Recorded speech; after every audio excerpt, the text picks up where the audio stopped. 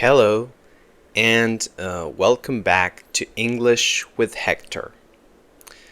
In today's episode, we'll explore a fun and exciting topic. What would you do if you won the lottery? We'll start with a short story, learn some useful vocabulary, and look closely at how to use the second conditional, a common grammar structure which is used to talk about unreal or imaginary situations. So, let's get into it. Lucas is a 35-year-old software engineer from São Paulo, Brazil. He enjoys his job, but life in the city can be stressful. One Friday evening, while buying snacks, he sees a sign for a lottery jackpot. 70 million reais. On impulse, he buys a ticket.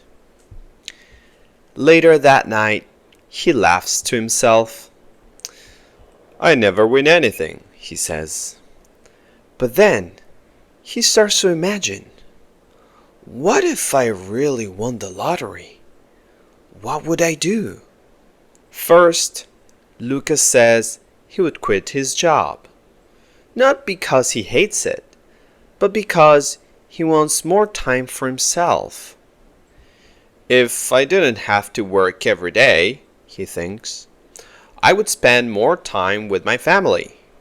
Then he says he would travel, starting with Japan, a country he's always dreamed of visiting.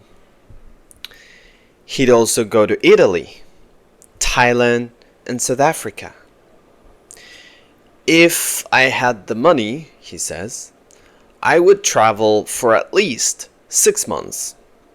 Lucas also thinks about starting a project to help others.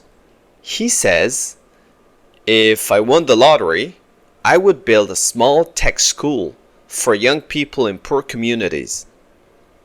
I'd teach them computer skills and help them find jobs. He smiles. It's just a dream, but a nice one. So, let's have a look at some useful vocabulary now. Number 1, jackpot, which is the biggest prize in a lottery. On impulse. It's when doing something suddenly, without planning, sometimes without thinking. Number 3, to quit, to stop doing a job or an activity. Number 4, dream of doing something. It's to imagine or hope for something in the future. Community, a group of people who live in the same area or share something in common. Skills, the abilities you need to do something well. So, today's grammar point is second conditional. We use it to talk about imaginary or unlikely situations, especially when thinking about the present or future. So the structure is the following. Usually we have the condition if plus subject, simple past, and then we have the consequence with would plus base verb or bare infinitive. For example, if Lucas had more money, he would travel around the world. Or he would start a tech school if he won the lottery. Now, it's your turn. Practice speaking using the second conditional. For example, what would you do if you won the lottery? Would you stop working? Would you move to a different country? Would you help your community? Try saying at least 3 sentences, and if you want, also write them down in the comments below. For example, if I won the lottery, I would buy a house in the mountains. I would also travel to Europe. If I had more money, I would help my family. You can pause this podcast and try speaking now. Thanks for listening to English with Hector.